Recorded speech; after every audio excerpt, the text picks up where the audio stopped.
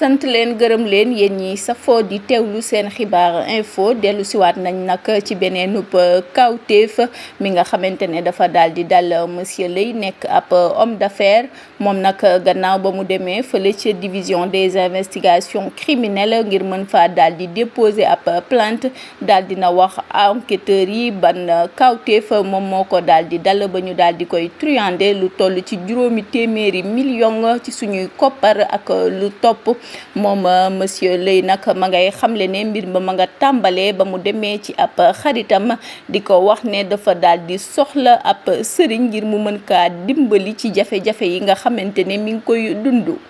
xaritam boobule nag ma ngay wuyoo ci turu Bari moom nag ba mu waxtaanee ak kile di monsieur Leye nekk xaritu benn bakkanam nag ci la ko daal di xamal ne am na ab sëriñ bu ay boo xamante ne xalimaam du laal suuf mën na kaa daal di boole ak moom ngir mu daal di koy dimbali ci ay jafe-jafeem ci la kile di monsieur Leye nag commencé daal di am ay tolof. monsieur Leye nag mi bëggoon ab ubbeeku ci liggéeyam ak ay chantier yu bees ci lañu ko daal di truander gëmloo ko ne dañuy yokk alalam ba mujjee daal di jël ci moom lu toll ci 587 millions de francs CFA bu ñu sukkandikoo ci yéenekaay bi di l'Observateur. entrepreneur bi nag mooy nettali ba léegi moom nag ma ngay xamle ne janoom bu njëkk ak sëriñ bi moom sëriñ bi nag daf ko laaj junni ngir mu mën kaa daal di seetal ba mu ko joxee xaalis boobule nag ba mu defal ko ab sangat bu njëkk ci la daal di tàggoog sagoom. loolu nag daal di waral ba sëriñ bi di wuyoo ci turu Balde daal di koy takk bum ci baat ba lu mu ko joxoñ rek mu daal di dagg di ko jébbal xaalis boo xamante ne ci ay millions la topp te du ko laaj sax lan moo waral loolu le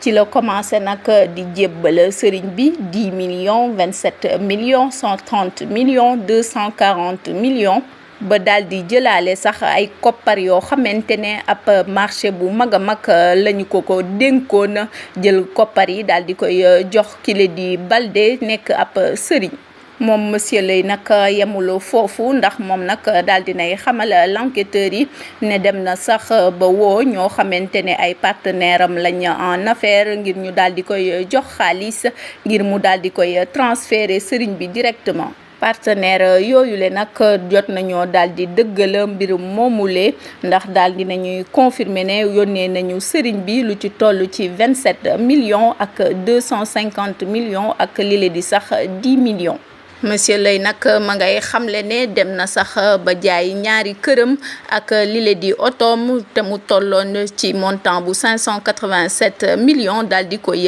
jébbal sëriñ bi ak bépp transfert boo xamante ne daal dina ko koy defaral.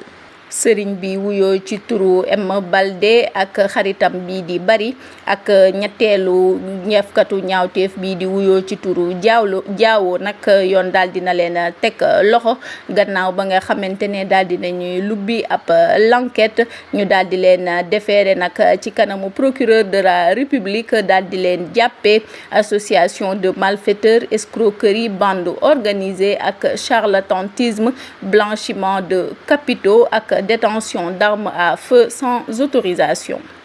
takk der yi nag daal di nañuy xamle ne sëriñ bi li nekkul defkatu ñaawteef ma bu njëkk ndax yàgg na ko def yenn saay nag dañ ko ci woowee Diallo des fois ñu koy woowee sëriñ Balde